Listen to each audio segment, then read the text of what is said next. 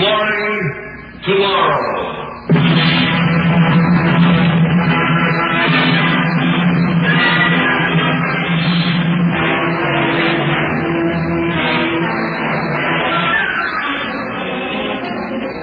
And now here is your guide to these adventures of the mind, the editor of Astounding Science Fiction magazine, John Campbell, Jr.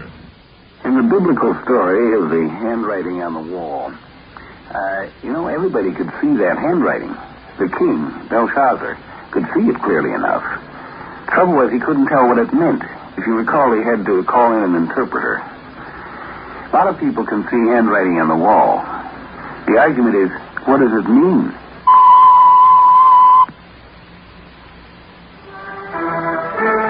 The thing that makes reading that handwriting on the wall so difficult many times is that the message is one we don't want. We don't want to be able to read. Many times when a man's faced with a problem that he can't solve, he doesn't want to admit that it's an absolute limitation that cannot be broken. Then the grand old art of buck passing comes in. That's when you start saying, well, it isn't my fault. He won't let me. Let's consider a situation of that type. My name is Lester McClellan, Secretary General of the United Nations. It was a busy day in the year 2180. The ambassador from a now independent colony on Venus was due to see me that morning. There was a note on my desk requesting me to call Dr. Kingston, head of the UN Research Bureau, as soon as I had a chance. Kingston was working on a project vital to the future of mankind. I decided to call him. Bernie, I got your message. What goes? Good news about the space drive project. There's been a substantial breakthrough. We've made a qualitative advance. And what does that mean in plain English? That we'll be finished with the groundwork in less than a year. Maybe even next month. Have you prepared a news release on this thing? Not yet, Lester. We're waiting for official approval first. Look, can you come down to the lab sometime today? I can give you a briefing on the new material. Stood you in. I'll try, but I'm not promising. The ambassador from Venus is due any minute, and you know what a tough job I'm going to have with him. Yeah, I understand. Well, Lester, if you're free at all... I'll call you back if I am. Right. Good luck with the ambassador. Thanks. Oh, he's coming now. I can't talk anymore. Try to see me later, will you? Bye, Bernie.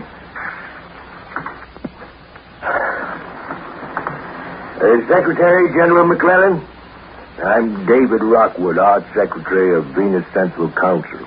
How do you do? Won't you be seated, Mr. Rockwood? Thank you. I'm happy to welcome you back to the planet of your ancestors. Is it your first visit to Earth? It is. I wish I could hope that you'll enjoy your stay here, but I can't do that, can I? Anyway, we're very happy that the Outworlds agreed to send an observer to the Earth. We have a major problem here, Mr. Rockwood. We think your worlds can help us. Of course, you're familiar with the text of the General Assembly resolution. Of course. The three governments of the former Earth colonies of Mars, Venus, and Callisto have sent me as their representative. The space travel is not cheap, you know. We saw no need of three observers when one would do. Yes, I see. I've arranged for you to have a brief guided tour of parts of the Earth to illustrate our population problem. Oh, very well. We've agreed to reserve decision until we've seen Earth. We can begin our tour now, if you like.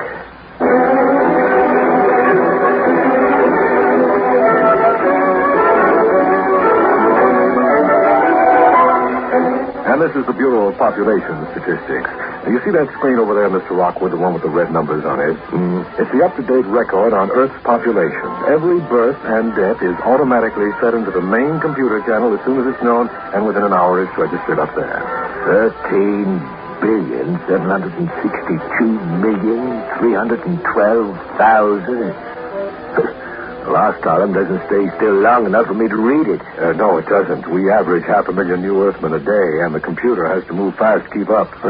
It's an average gain of 3 or 4 million people a week, 150 million a year. And the figure keeps rising. What you need is a really efficient plane.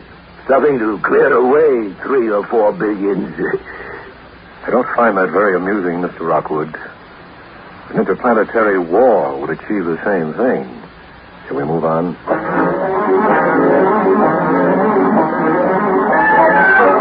Down there you see New York City. Population 15.5 million. Incredible. One long stretch of buildings. Well, the largest city on Venus has only 200,000 people. I can remember when we still had trees in New York. Not anymore. Wood is a luxury on Earth now. And so is living space. Where do you expect to put the billions you're figuring on in coming years? I wish I knew. We're converting Mars and Venus and Callisto into livable worlds, but the rest of the planets are impossible to convert. We need population relief in a hurry. Meaning emigration to Venus, Mars, and Callisto. Yes. If you'll permit us to send more settlers to the planets we built and colonized. Oh, come now. Do you really think we owe you the right to send the overflow to us? Let's finish the tour. We can discuss possible arrangements later.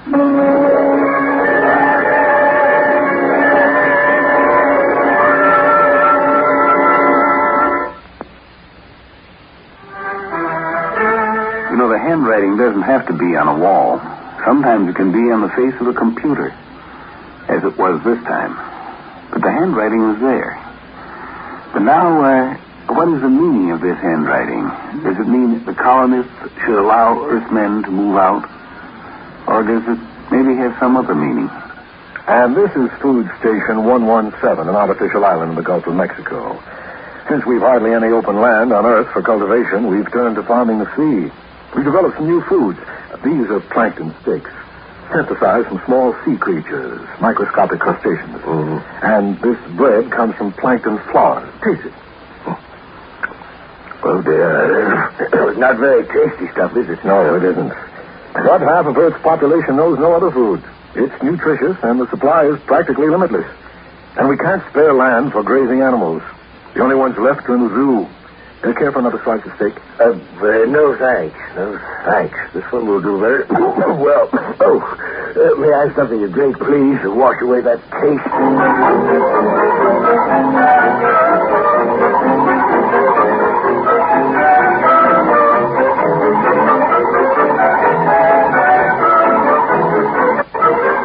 How did you enjoy the rush hour subway ride? It was a nightmare. I've given you as good a sample of Earth's life as is possible in a single day. You've seen much of North America, but it's worse elsewhere. Why, in Asia alone... Please, Miss McLaren, no more statistics. You've made your point over and over again. I'm sorry if I've tired you. But I wanted to show you the contrast between Earth and your own uncrowded planets.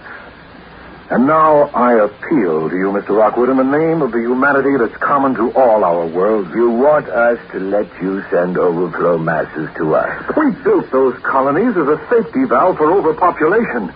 And now that we need to use that valve, it's shut tight. Mr. Rockwood, I'm a reasonable man. I know we're asking something that amounts to an imposition, but I beg you. I agree. Earth is terribly overcrowded. The population of Venus is about 700 million. Mars has about 1 billion. Callisto, 300 million. Now, these figures are close to the peak of optimum population. And since our death rates are low, thanks to medical advances, we have to keep a careful watch over birth rates to maintain normal population distribution. I ask you to hear me out, please. We're deeply moved and sympathetic to your plight. We wish we could help you. We feel pity. The pity we would have for an idiot who, given a loaded gun, proceeds to blow his brains out. What did you say? I knew how overcrowded Earth was before I took your little tour. But we haven't grown overcrowded and won't. Why? Because we have small worlds, smaller than Earth. We can't allow ourselves to breed at Earth's rate. We see the inescapable need for certain self-restrictions.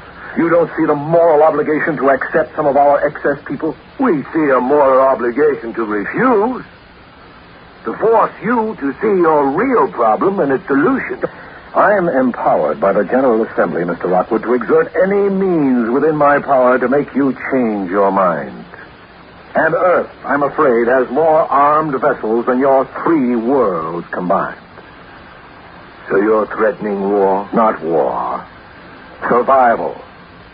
You have country estates, rolling green fields, and we don't have an inch of free space. So you'll fight to make us let you in. You're bigger fools than I thought. 14 billion of you crammed onto one world, and a mere 2 billion of us scattered over 3. Why, a war would ruin you. We'd bomb you in a shotgun spray and knock off 100,000 no matter where we struck. While you'd have to pry us out of nooks and crannies. We'd lose perhaps 100 million people, but you'd lose billions. I think we could risk it. So you won't yield.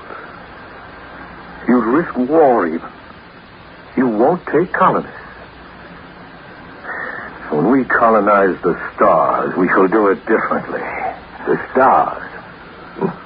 Yes, you're counting on them as your last hope. But do you seriously think colonizing the stars can help your population problem? Oh, look, Mr. McClellan, even if you invented a workable star drive tomorrow, it would take 5 years before the first ships got off the ground. You're adding 500,000 a day. Now, how many people would these ships hold? 1,000 each? With 500,000 new births a day, you wouldn't be able to ship people to the stars fast enough to keep up. The math's against you, sir. You'd have to run as fast as you could just to stay where you are. So I suppose there's no further negotiation we can do, Mr. Rockwood. I'll arrange for your immediate return to your home planet. Well, will you think about what I've said? I'll think about it, yes. But we have 14 billion people on Earth. Mr. McClellan, we're not anxious for war. But your threat doesn't scare us either. We'll fight to defend our way of life. And we'll win, sir. Good day, Mr. McClellan.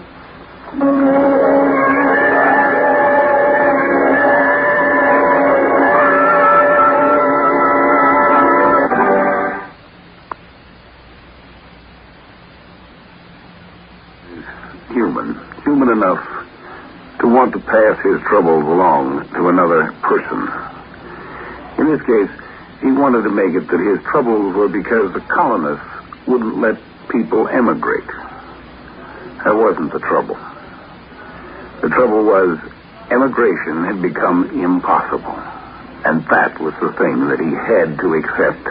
And like the king in the biblical story, he didn't want that interpretation of the handwriting on the computer.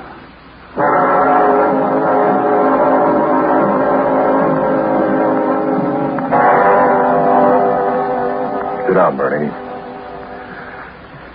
Tell me how this star drive of yours is coming. I think we've got it licked, Lester. But you tell me, are the colonies going to open up? No. No. But they can't do that. They just can't clam up and refuse to take in Earthmen. Oh, Lester, we built those colonies. They don't have the right. I want to talk about the star drive, Bernie. How close to finished is it? Well, we haven't fully worked out the field equations yet. But with some fast computer work... I'm not interested in equations. How long do you think it'll be before Earth has spaceships that can travel faster than the speed of light, fast enough to reach the stars? I told you before, Lester. Maybe a month, maybe 2 months. Till the pilot model is finished, that is. No more than a year, certainly. Now, you had some very interesting figures thrown at me today. Have you ever realized how many ships we'd need to send out before we can even make a dent in our population? Hundreds a day. Well, even so, it would help some to get... No, it wouldn't. Bernie, I want you to do me a favor. When you perfected your new star drive, hide it. Don't destroy it, because we'll need it someday, but sit on it. Put the schematics away until I give the word, and don't publish your findings.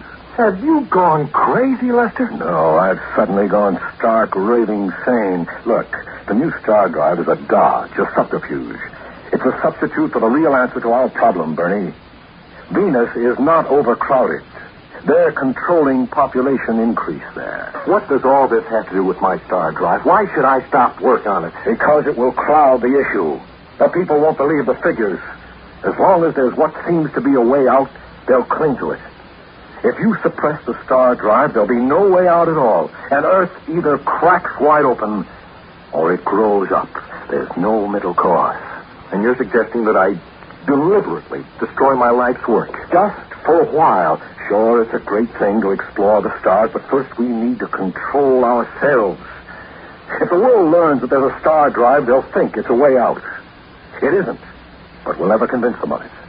First, we set up our population control programs, make them see the need for them, get them into operation, and then reveal the existence of the drive. We may have to wait a generation. No, I absolutely refuse. You can't meddle with science this way, Lester. Research must continue. If you interfere with me this way, well, I'll have no choice but to resign. Your resignation is accepted, Bernie. Effective immediately. What? But I only meant that I'm sorry, Bernie. So you're actually fine, if you want to call it that. You don't want to understand how disastrous it would be to continue work on the star drive, okay. Your successor will be a man who will understand such things. Maybe he won't be as gifted as you are, Bernie, but that's all right. The stars can wait. Lester, you can't fire me like this. So cold-bloodedly, so ruthlessly. We've been friends for years. You think I don't know that. But all along, I've been soft-hearted, been making concessions, taking the easy way out. We farmed the seas. We colonized 3 worlds. We cleared away half the Antarctic ice pack to make new land. All big, important things, but all dodging the real issue. Now I'm backed against the wall. The whole world is. I can't be soft-hearted anymore. Lester, this doesn't sound like you. I know. You think I like the spot I'm in now? But a new order has to come about. An order which demands strength, tough-mindedness, courage. It's either that or a situation I don't want to think about. I can't let anything stand in the way now. Do I have time to clear out my office? You can have until tomorrow. And remember that you're still bound by security regulations in case you plan to scream to the news sheet. I'll remember it. So long, Lester. Good luck. Thanks. I'm probably going to need it.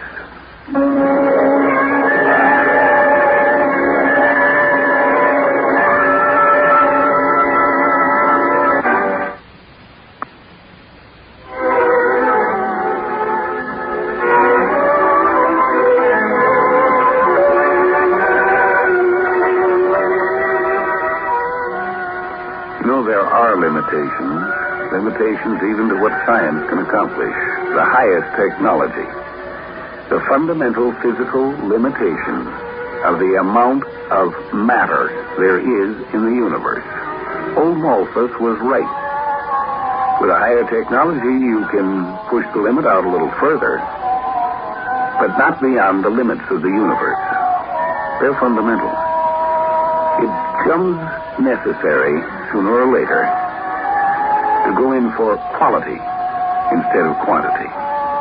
Not for numbers, but for fineness. Not for bigger, but for better. That's the direction we've got to go.